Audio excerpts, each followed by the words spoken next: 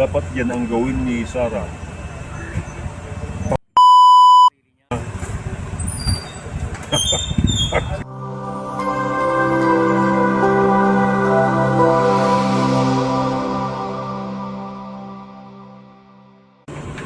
Paninira ba? Masama Duterte. Eh di patunayan niya wala siyang kasalanan. Paninira ba lahat yun? Kailangan akwit na lang daw kaagad. Walang trial. Akala ko ba binoto mo lahat ng mga pro Duterte nung eleksyon? Wala akong binuto na pro Duterte. Eh paano yan? Ewan ko bakit sila nanalo. Eh paano yan? Dinagalit si Manalo. Pakialam nyo. Pag nalaman niyang hindi ka bumoto, di Bakit tiwalag ka na. Bakit sasabihin mo ba sa kanya na hindi mo binuto? Ay, Hindi Sir, siyempre. boss, amo, hindi ko binuto yung tinuro mo. Bakit gagawin ko pa ba?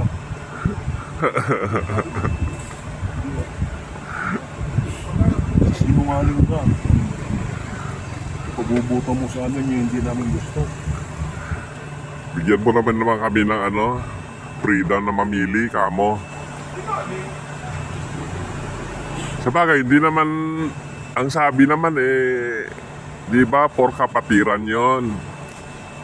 Hindi naman may order bang yung sa pilitan kung ayaw mo. Wala naman yata Wala naman sa pilitan. Pagkakaisa lang. Kukontrolin ka. Pero pag ayaw mo yung Hindi naman nila alam kung ayaw mo eh. ano ka ba? Iglesia ka bagbag, formula baby, Hindi. convert. Kumbot lang nung nag-asawa na ako. Yung asawa mo ang iglesia talaga. Inakit niya ako. Pinapasok niya ako doon sa kaligtasan ng kapwa. Oh. Dahil sa iglesia lang daw umano. Isa lang kasi ang maliligtas. Yung araw ng pagkukulang. Talaga. Kasi sabi ko sa mga iglesia na ngayon. Alam mo yung mga Marcos. Marcos ang nagpalago ang iglesia nung panahon. Tatay. Si Ferdinand Marcos, yan ang nagpalago ng iglesia. Magkaibigan sila ni Kasi kung Ano ba pangalan ng original? Felix Manalo. yun ang lulo. Yun yung Kaibigan niya pinagtayo. yung yung Iranyo. Yun. Kasi yung panahon na yun, kalaban ng Aquino, kalaban niya iglesia. Diba? Si Ninoy. Oo. Kung si Ninoy nun ang naging presidente, nawala si Marcos. Siya ang mupo, komunista na tayo. Wala ng iglesia.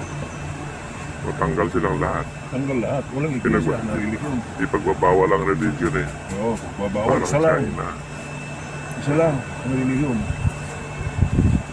Kaya itong mga iglesia na itong mga baguhan, hindi nila alam yan. Tatanga-tanga sila. Ako alam ko yan.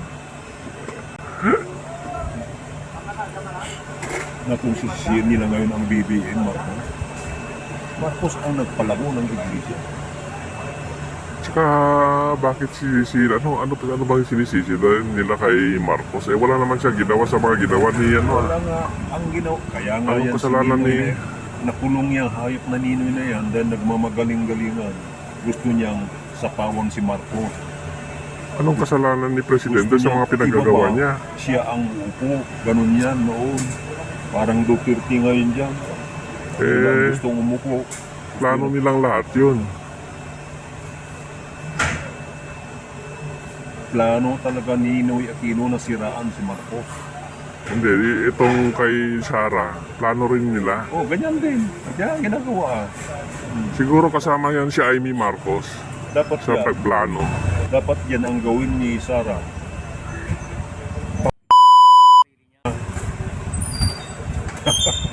Si Ninoy. Diba? Di sumikat si Ninoy. magkapatay siya sa tarmac Oh. din, ganan. Magpapapitay siya para sumikat ulit ang Duterte.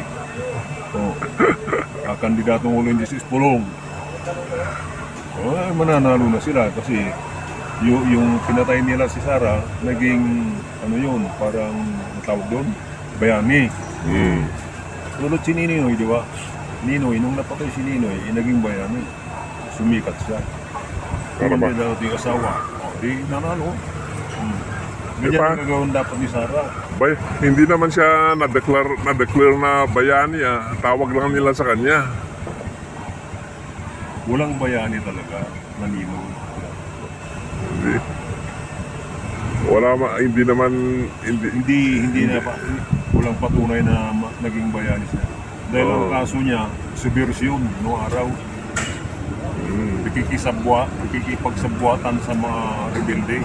ang magsasabi lang yung mga ano doon, yung magiging kay bayani ba siya o talaga o hindi pagdating ng araw. Di ba nung Kasi araw, mga ano, husgahan talaga yung mga. yung sinabi nila kay Marcos, inilagay siya na sa Book of Record. Guinness Book of Record na pinaka-corrupt. Di ba yun pinalagay nila yung mga dilawan noon. Kasi ang dami nilang Nung napatunayan na walang kasalanan, binura ulit. kasi nilagay. Binara yung Guinness yung record niya na most corrupt si Marco. Wala naman silang patunayan eh. Wala kasi wala. Gawa-gawa lang naman yung mga kaso nila eh. Wala naman Newspaper clipping sa mga ebidensya nila eh. wala Paano naman talagang tatayo sa korte? wala naman talagang ginakaw. Yung kayamanan niya, yung ginto. May ginto talaga si Marcos.